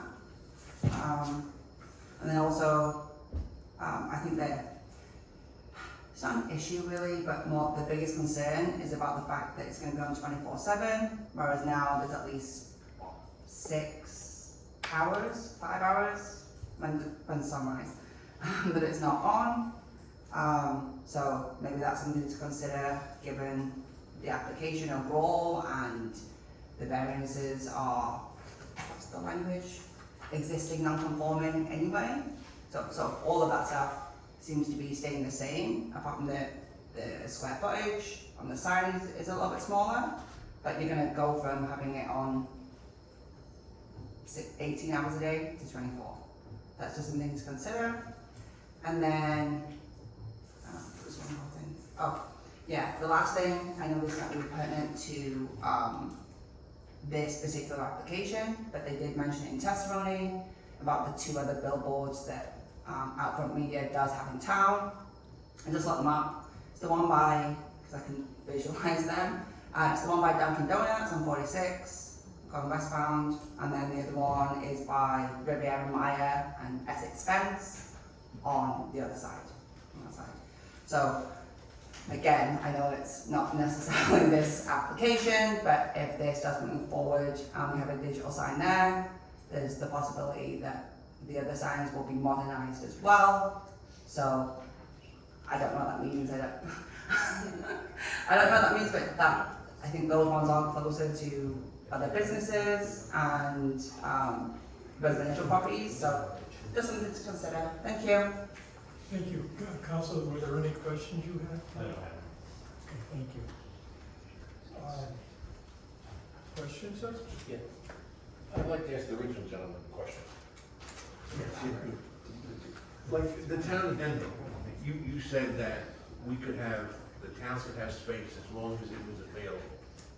How often does, Demo has one of these signs, right? And Demo accesses the sign. How often is Demo denied usage of the sign? Like how often is it full that Demo doesn't get chances to have it? Because that would be something I'd like to know, whether we approve or don't approve. Yeah, I don't know the answer to that question. I can certainly get back to you on it. All I know is that they utilize it quite a bit, and I don't believe they've had an issue with getting an advertisement like that. That's a pretty busy area and popular zone. Your testimony was you normally have around 10% of what you call downtime. That's correct. Yeah. For that type of thing. So you break down your ads into how long? Just what, 8 seconds. Every 8 seconds it changes, and you'll have how many ads running at a time? You can have 8 ads So there'll be 8 ads, per side. so 8 times 8, 64 seconds, and then there's, in that 64 seconds, That's more than a minute. that's a little more than a minute, there'll be one slice, basically, that could be used by a municipality. 1 8-second bite. Correct? Yes. Yeah, it's a spot, 8-second spot. Yeah, 8 seconds is a It's fair. usually not, because I'm saying, that's a really nice selling point. But if it becomes a problem where we're not getting the time, then it's a, you know, it's not a happy thing. Well, Whereas if you could say in the ordinance, you know, in the resolution that we definitely get a 1 8-second chunk, then we're good, you know, So what we could offer, since that seems to be a concern, we can offer a guaranteed half flip for the borough. So that comes out to be, I don't have my math with me, but that's a little over, I think it's 6.25%. there you go. Yeah. 6.25%. thank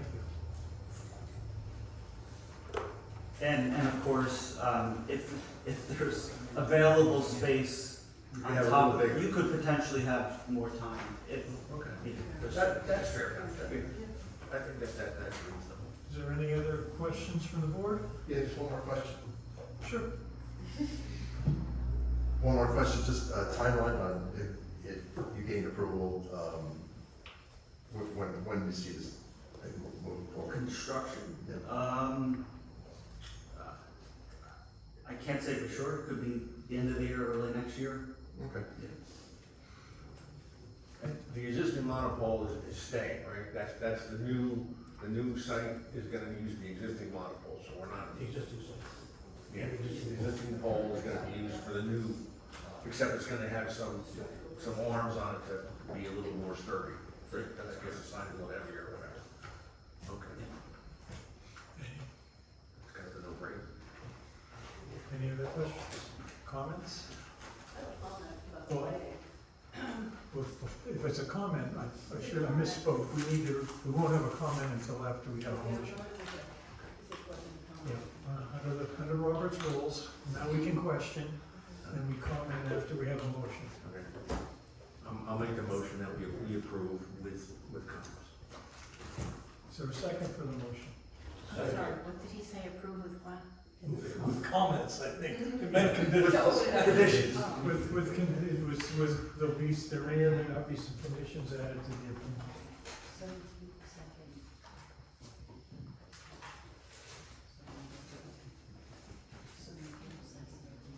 Oh, that's Mr. Hoffman. The whole, we can mark on the whole side of the table. All right, now is the time for comments, please. Thank you. My comment has to do with the fact that this structure is not anywhere near any residential area. It's not affecting anybody. I don't have a problem with the lighting being on 24/7 because of that. Now, if this triggers these other sign people to come forward, they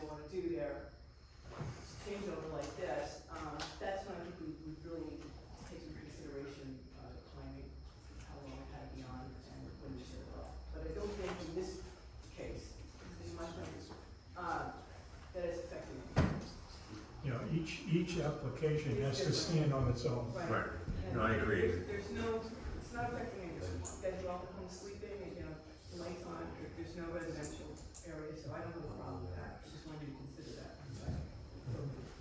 The only other opinion I have is that if down the road, people find as they're driving down the highway that the lighting is too bright, Right.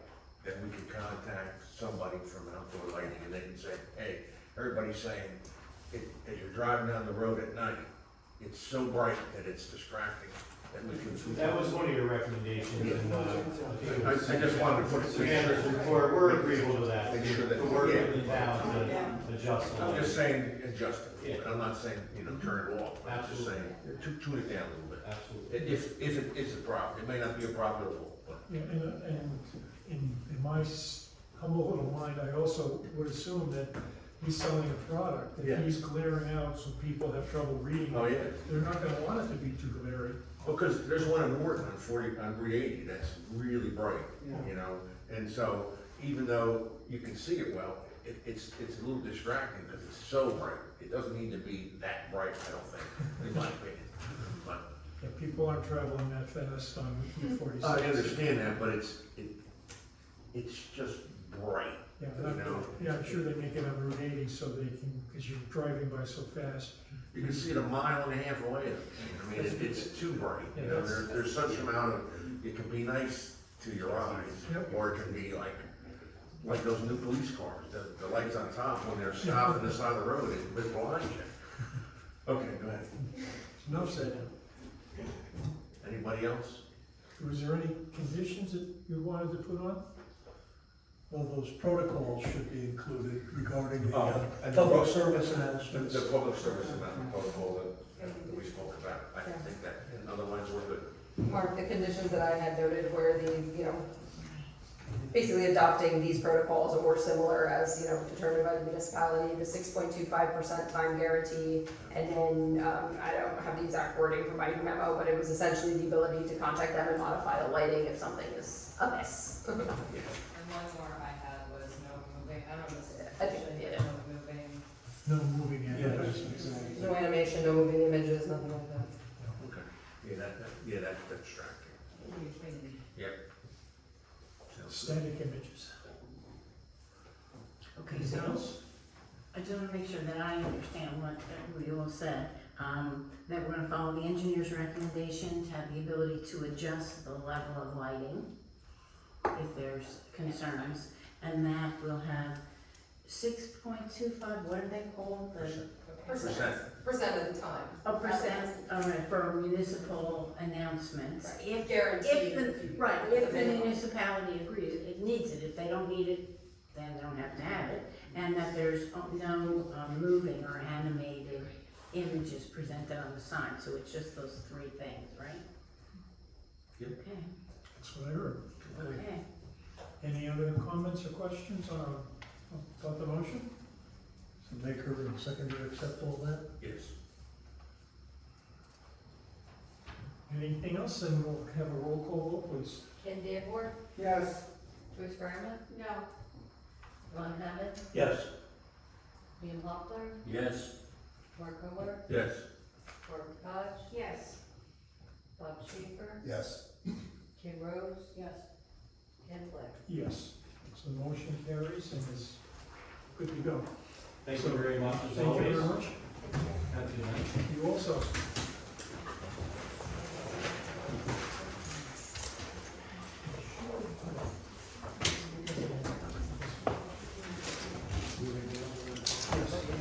Okay, now we've got other items on our agenda.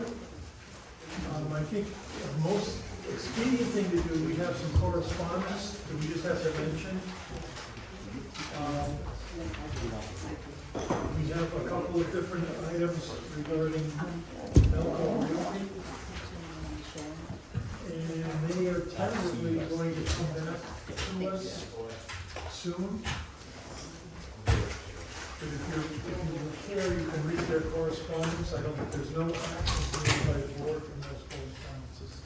Mr. Chairman, in the memos, they're referencing two different railroads. The memo from the zoning officer says the railroad is the Chesapeake and Delaware Railroad.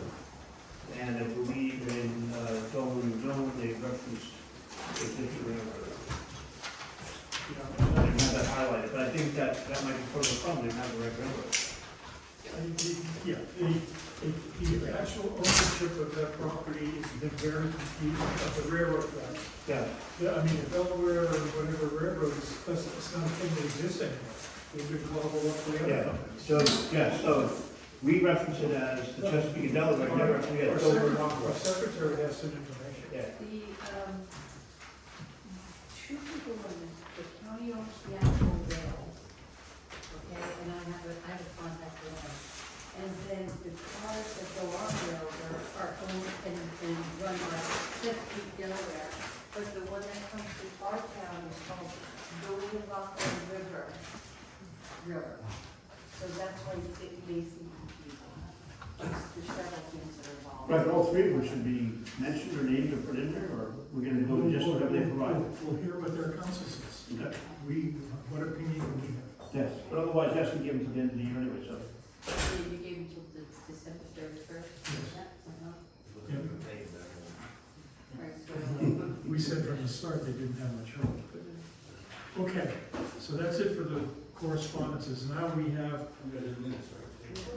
yes, we have the minutes of the meeting. yes, you all just got the new one. We just handed out the new one, so I finished it at 4:30. so we have minutes for which meetings? So we want to go through. May 29th and June 30th. Okay.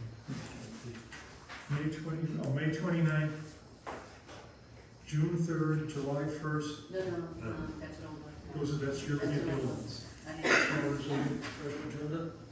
May 29th, June 3rd. Yeah. May 29th and June 3rd. If anybody has looked at them and would care to make a motion for one or both.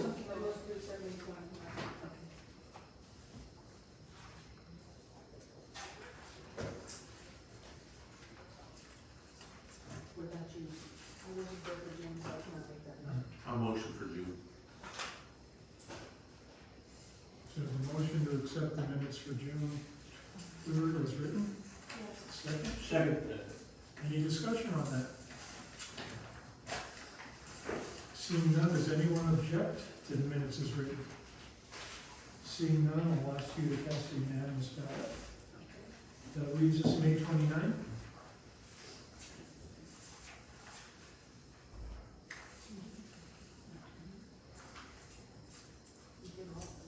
She made a motion, I'll second the motion, Becky, you second.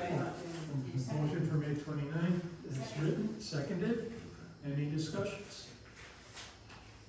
Once again, does anybody object to the motions as written? Seeing no objections, please cast a unanimous ballot. And now, Walter, we turn the meeting over to you, because there are some changes being made to the land use ordinances. Yep. Hopefully clarifying things to make it easier for us and for applicants. So I think there's 4 in front of you guys, and I will try to do this expeditiously. So, I don't know what the order is on the agenda, I'm just gonna explain it as I have in my notes. So one of these ordinances is a change of a definition to your site plan definition. So kind of mechanically how an ordinance works is, these things that you're holding are called site plans in certain cases, and when you know it's a site plan, when you know it's a major versus minor, that's usually defined by your ordinance. And we recently looked at this definition of minor site plan, and it's often that sometimes ordinances need to be refreshed every now and then to match your policy. And so what this does is does a red line of keeping things at a minor site plan definition. That seems to be the policy of the municipality. And by doing that, anything that's not a minor site plan elevates to major site plan. And so we're trying to really keep these things apart and streamlined. So the main things that are changing here is prior to this ordinance, any type of sign change whatsoever, any type of tenancy change whatsoever, any type of fencing whatsoever for a commercial property, any kind of like appurtenance, maybe like some bulkheads on a building, and any kind of like maintenance of parking striping. If you really read the black and white of the ordinance, that was considered a site plan, which I think is a burden and not what you guys want to do. and kind of make those be zoning permits. And so that is gonna apply as a zoning permit, should it not trigger other things that tip it towards a site plan, but it's really an administrative, ease is the intent of this. And it just clarifies certain things to become site plan where we had some great gray interpretations before. So that's what one of them is. 25-18? It would be the one that talks about the definition of minor site plan. Yeah, that's it, 25-18. So, I don't know if you want me just to go over all of them, and you might have to vote on them individually. Just doing all, and then we can, yes, I would go through the whole. Okay. And- Because they are four different. Four different things we have to approve, and if you finish each section, we'll give people a second to think about it and have any questions to clarify it, rather than try to do it all at once again, while things are clear in people's heads. Okay, so the next one is an ordinance update to some housing uses in the zoning code.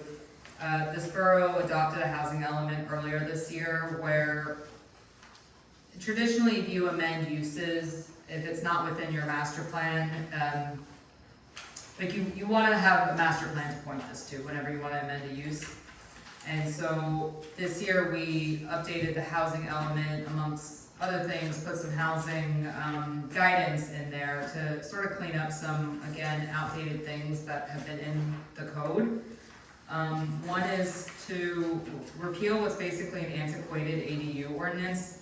This was something that was adopted as like an artifact of an old settlement agreement, which, as you guys recall, has been amended. I don't want to get into the policies of that settlement agreement, that's not what this is about. But at one point, there was a settlement agreement in the third round where one of the mechanisms was this ADU ordinance, and then as it got amended, this isn't a mechanism anymore. So this essentially is almost like a moot ordinance in terms of the compliance plan. And the reason we want to appeal it for now is, and reserve the right to amend it in the future, is the state is undergoing a look at these ADU ordinances, maybe standardizing them across the board. There's certain language that got put into it that was kind of, again, an artifact of that settlement, certain things about deed restrictions, things like that, that honestly was kind of a boilerplate given to us by a settlement process that wasn't exactly the borough's, I don't want to say intent, but it wasn't like completely drafted by the ordinance of the borough. And so this is just to appeal it, it'll hold it as a reserve. We could maybe have an ADU ordinance in the future, but it's not the best policy to have, you know, an ADU ordinance with like a deed restriction requirement, and then we get these applications and then you waive the deed restriction. So it's just better to remove it, and then you can really like look at things as a case by case. So that's part one of that ordinance. Part two of it is to amend the R4 zone, which currently allows 1 to 3 family dwelling units, and it currently allows multifamily apartments, but it's not really clear if a 4-family is allowed. So just kind of logically, for consistency, if you have 1 to 3 and then 5 above, it's just kind of a missing middle of a use that's allowed. So rather than having a 4-family waste time on a use variance and tell you, well, you allow 5 and above and 1 to 3, but why not us? This is just to kind of help that consistency. The next part of it is the NC zone. So the NC zone was the old DB zone, if you remember the old zoning. And what happened a few years ago, the master plan said, was rename it NC, neighborhood commercial. And really, there wasn't actually a change to the uses. So what we wanted to do this year was actually maybe give it a little more teeth in that housing element into what is a neighborhood commercial zone. And it seems to be the policy that there's okay with some residential in it, because the way it's written right now, it's no residential, like at all. It's just strictly commercial. Just by example, this is an NC zone where we're sitting. That building behind us is an NC zone. The other part of town that's the NC zone, I think, is at the end of the street, kind of where that gas station is. So we're talking not like highway or things like that. We're talking, you know, adjacent that flakes other residential. So one of the policy things that was recommended in the housing element was to allow some residential use in the same building in certain conditions. So this reads as kind of a conditional use, so that if, I believe it's if you meet the parking, I might need to pull the ordinance, give me a second, I'll pull the ordinance and kind of look at those conditions and do a little list by memory right now. But in cases where, the property is kind of suited for residential, it's okay to have a residential unit in your mixed use there. The OB zone will be amended now, and within certain contexts, you may now see a residential unit in conjunction with an office, like a home office building. Because the way the OB, your office business zone is today, is you can do a single family dwelling, you can do a professional office building, but you can't do both in one. And us planners, we just find that, you know, with adaptive reuse and kind of neighborhood integration, and again, these OB zones are kind of tucked in our zones. This is just a positive change because you often see maybe a home business office, maybe with a residential, especially if you can do a single family here and you can do professional. It's really no negative impact, mostly to allow both in one. And then some of the definitions need to be cleaned up in effort for consistency with this ordinance to just kind of define some of these terms. I know we had to define the term story because apartment kind of relies on that. I think you've seen this application before where, well, is it a garden apartment? What is an apartment? So we kind of clear up what the difference is between the two. And so that's what that ordinance does, and it's actually verbatim out of the housing element. Sometimes I present these to you and I will say, well, it's not inconsistent with the master plan. Our master plan actually specifically says to do these things in the housing element that came out this year. I would say with the definition ordinance I spoke to before, that's just good policy to just update your admin section to reduce burden out there. So those are the two ordinances, and then there's a third ordinance. The second one you just talked about at length was 2519, just for the record. Then the third ordinance, which it speaks to parking and allowing a zoning officer to make a light interpretation of parking. I'm not sure what that number one is. Yeah, that's basically an ordinance where you are allowed to do shared parking and maybe sometimes they don't come to the land use board and it might be an existing building, like a commercial complex. It allows a little power to the zoning officer to make these interpretations purely to not burden up, you know, like say a variance is needed. It allows a little modest power so that they can be a reasonable interpretation made at a zoning permit level there.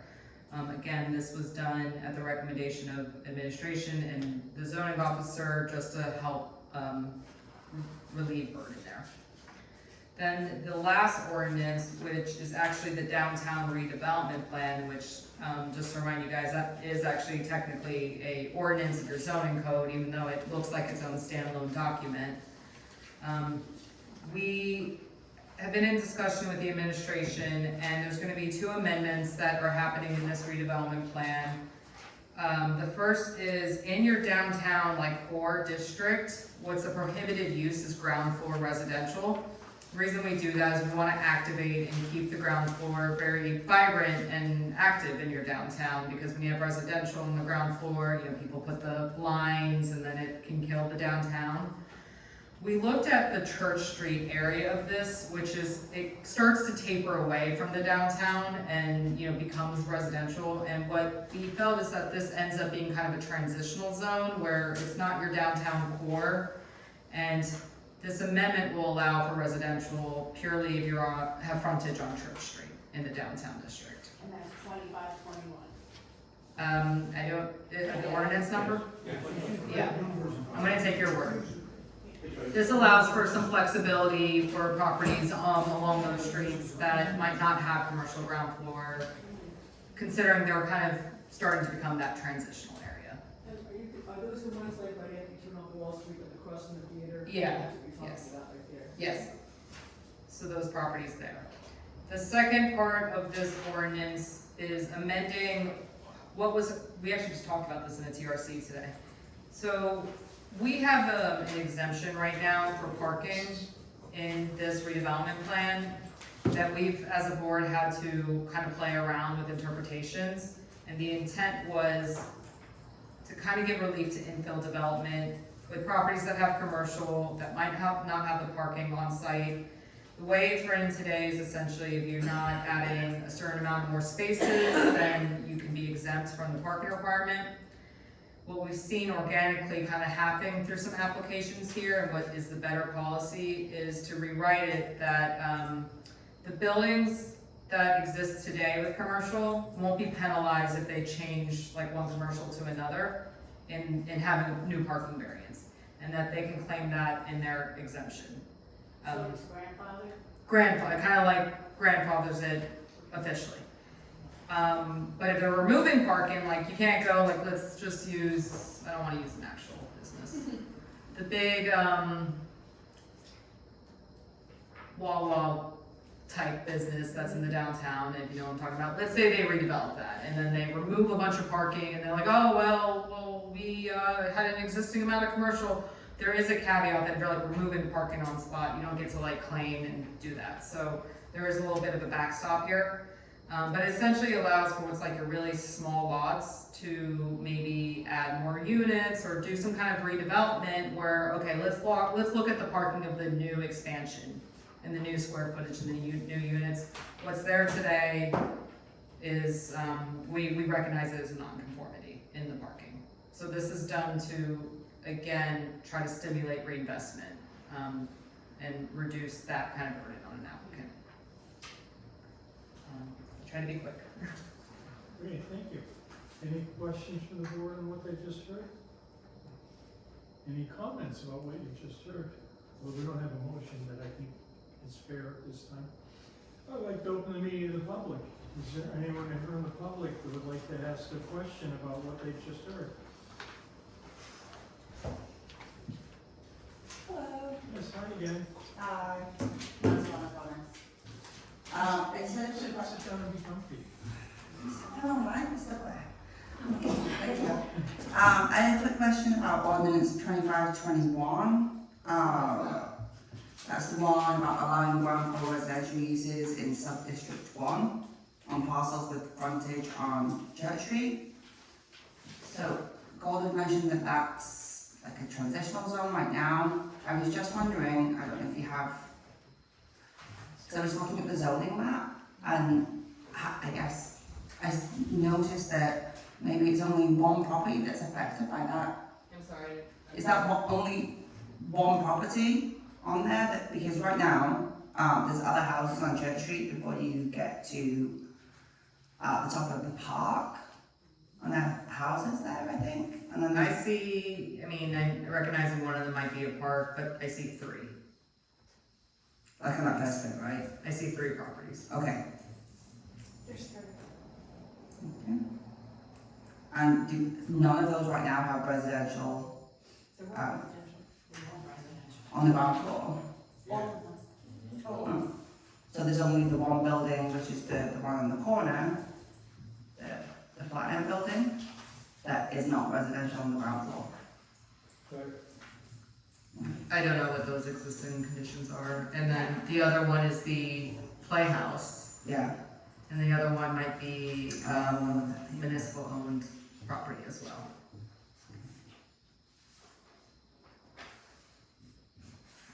I don't know if there was a question or if that was just a comment. It was more just a comment just of how many properties were affected by that, because I know that the flat end one, they are looking to put an apartment in there and renovate the building.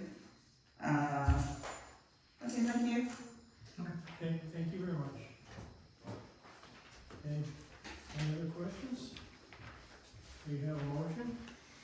I'll for resolution. And this would be to say if it's consistent with the master plan. It's not voting and then it's approved tonight. Yeah, our I'll let job her is share. to say that all 4 of these are consistent with the master plan and our opinion. Correct. I'll pass on the wisdom of Yeah, we don't have any say in the reason, just that they're consistent I'll make a motion. So all 4 of them. for all 4. So we're gonna say, we give the numbers. Yeah, 25, 18, 19, 20, and 21. Those are the 4. So Right. they're consistent, we agree they're consistent with the master plan.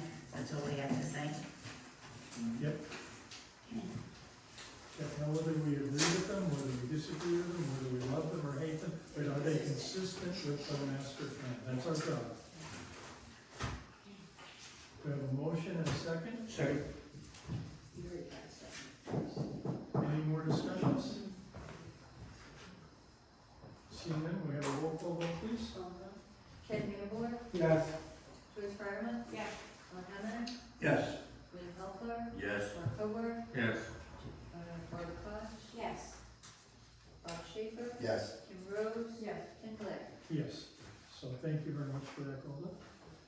And I was remiss in our correspondence. Milco Realty has requested that we postpone their next hearing to September the 24th. Carry without further notice. Carry without further notice. Won't Just- be here. She won't be here. Okay, well, hopefully we'll have a quorum. And we're going on to that then. Yeah, we have a bunch of them here. It'll be a busy night. The other stuff, they have the residential, you know, they're smaller. Yeah. So we need a motion to do that if we're so inclined. When are they due here? Tonight. They were supposed to be here too. So. And what happens if we deny that request? One of the meetings you weren't here, we actually gave them to the end of the year, or else we're dropping The everything. year, they can take however long they want, but at the end of the year, all that's End of the gone. year, they're done. We record every week. Which means what? Which means we won't approve their application and we will not allow them to extend it. So it means it reverts back to their original approval, and they have to abide by the original conditions of the approval. If they cannot, they can be issued zoning violations, Will there be, more fines and more court dates. can't we shut them down because they're in court every week? That is not Well, a because question for me. Yes. Part of enforcing agent. Yeah, unfortunately. we We're extend not that, enforcer. that's why we extended time. We said last month when they came in and asked us for extension, I said, fine, but you have to come with an end date when there's no more extensions allowed, and that's what we came up with How many as a years? group. You could make that as a condition of your resolution to carry. Well, we said that last month. Thought we did Yeah, too. we did, we We said, did. Right. they asked us to carry it last month or 2 months ago, to carry it, and we said, we're gonna carry it, but we're not carrying it beyond December 31st of this year. After that, if you haven't fixed it, you haven't figured out a way to get the railroad to say it, you're done. 5 years. I understand now, I know how long it's been. I remember the first one we said, and they didn't do anything for 3 years. And then now all of a sudden, 4 years. Now all of a sudden, they're in a hurry. I understand, I'm frustrated just like you are. Mark, their testimony was they've been busy all the time, but they just don't have any documents to show us. I'll make a motion that we continue it and being mindful that they are up against the December 31st deadline. So we have a Carry motion, Full stop. a motion that the meeting will be carried to the 24th with no notice required, Okay, but with a reminder given to them that the Don't forget. December 31st is the end. okay. Held in my word. Is there a second to that motion? Second. And just to be clear, that at that meeting, if they do not appear and proceed, the application will be dismissed without prejudice. That's perfect. If they don't show, unless they send a letter that says they wanna extend it again, So I'll which write a is letter, probably and gonna I'll happen. send it to you, you review it and Yes. publish. And then I'll give it to the zoning officer, we'll give it to the judge. So can I make a suggestion, since 2 of us are not gonna be here for that, and I have an interest in this one? Can we take it to the next meeting and not the 24th? Of course, So considering how busy you're gonna be on the 24th? if that's, That's, if you wanna carry it to what, like the first week in October? Yeah. Sure. Okay. that's thank you. fine, tell them we want it the first week. Yes. We're giving them extra time. Right, so Amended I'll motion? make a motion. We all agree. And the motion and the second are happy with that? Yeah, Good idea, thank you. Okay. that's fine. That's a good. That's a big one, I'd like No, everybody. I got it, I understand. I don't think they're gonna be here anyway, so. But October 7th, Any- Any other discussions or comments? That's what we're getting close to December. Do we have to approve, resolution 108? You did at the beginning. We did? At the very beginning. On here. Good, So we're done. Go back to sleep. may we have a roll call vote on the carrying to the October Watching meeting? you.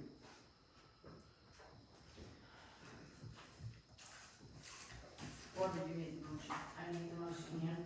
Who, and Ron seconded it. Yes, we agree. So I'll do it. Ken Vanborg, Yes. Joyce? Yeah, okay. Okay. Ron Hammond? Yes. Okay, Bill Yes. Mark Goer. Yes. Barbara Cotchier. Bob Schaefer. Yes. Tim Rhodes. And Chairman Blair. Yes, thank you very much. Is there anyone here from the public that has any business they would like to present before the board tonight? Seeing none, is there any member of the board that has any other business we need to go over tonight? Next meeting is? September 24th. September 24th. And then October 7th. And it will be a very busy meeting, we have lots of stuff unless somebody bails again. So then I will adjourn the meeting and thank you all very much for coming. Thank you.